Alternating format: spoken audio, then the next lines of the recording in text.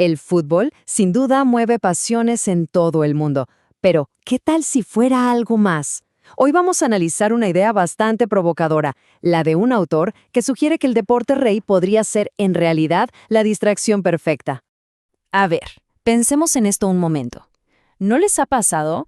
Justo cuando está por estallar una noticia política de alto impacto, de repente, ¡pum!, toda la atención mediática se va a un partido de fútbol. Bueno, esa es justo la idea que vamos a desglosar hoy. Arranquemos con el primer punto. Aquí, el análisis se centra en esa coincidencia, que para algunos es bastante sospechosa, la extraña sincronía que a veces parece existir entre los grandes partidos y las decisiones políticas importantes.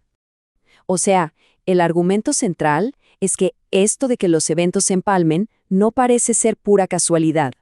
La tesis que se plantea es que los medios usan la popularidad gigantesca del fútbol como una herramienta para desviar la conversación pública lejos de temas que podrían ser, digamos, incómodos o controversiales.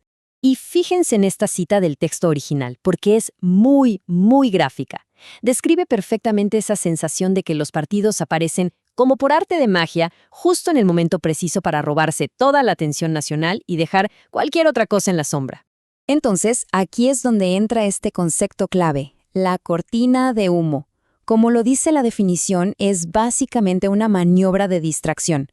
Desde esta perspectiva, el fútbol no es solo entretenimiento, a menudo funciona como la distracción ideal para esconder o, por lo menos, minimizar otros asuntos de mucha mayor relevancia social o política. Ok, pero la cosa no para ahí. Pasemos a la segunda idea fuerte, la del héroe desechable. Ahora el análisis se enfoca en cómo los medios parecen crear y luego, descartar a sus ídolos deportivos. Lo que se describe es un ciclo muy claro y hasta un poco cruel. Un deportista llega a la cima, su cara está en todos lados, en la tele, en la radio, y de repente, después de un mal partido o una lesión, desaparece. Es reemplazado por la siguiente gran estrella. Y para ilustrarlo, el autor usa un caso que seguro todos recordamos.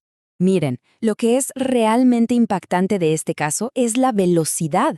Primero, Falcao era un héroe nacional, omnipresente. Luego, sufre esa lesión terrible y en menos de 2 semanas, ¡puf!, se esfuma del foco mediático.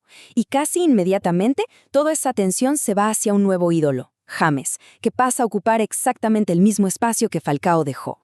Y aquí el autor no se guarda nada, Califica esta transición mediática como deleznable hasta la inmoralidad. Es una frase muy dura, que subraya el costo humano de ser un ídolo, de usar y tirar en este circo mediático, donde la fama puede ser increíblemente corta. Bueno, y para que no pensemos que esto es solo cosa de la gran política o de los medios, el análisis nos trae esto al plano terrenal, a la vida cotidiana, a través de una anécdota personal del autor.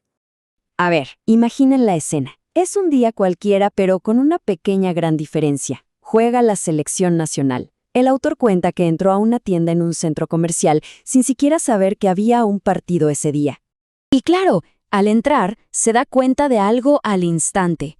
Las empleadas del lugar no estaban precisamente enfocadas en el trabajo. No, estaban totalmente metidas en la previa del partido, y eso que el juego ni siquiera había empezado. El resultado es obvio, ¿no? El servicio al cliente pasó a un segundo, ¿qué digo segundo? A un tercer o cuarto plano. La pasión por el fútbol, en este pequeño escenario, se impuso por completo a las responsabilidades del trabajo. Y esta frase lo resume todo. Es un ejemplo chiquito de un fenómeno gigante. Cómo la fiebre del fútbol puede, literalmente, paralizar otras áreas de la vida social y económica, demostrando el increíble poder que tiene para acaparar nuestra atención.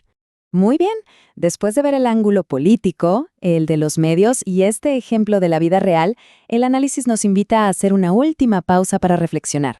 Y este es quizás uno de los mensajes más importantes del texto. Si alguna vez se nos han cruzado estas ideas por la cabeza, si en algún momento nos hemos cuestionado el verdadero papel del fútbol en nuestra sociedad, el autor nos dice, tranquilo, no eres el único. Es una reflexión que, al parecer, muchos compartimos. Y para cerrar, nos queda esta pregunta en el aire, una que va mucho más allá del fútbol. ¿Qué otros fenómenos culturales, qué otras grandes pasiones colectivas podrían estar cumpliendo una función parecida, la de ser una distracción masiva en nuestra sociedad. Una idea interesante para seguirle dando vueltas.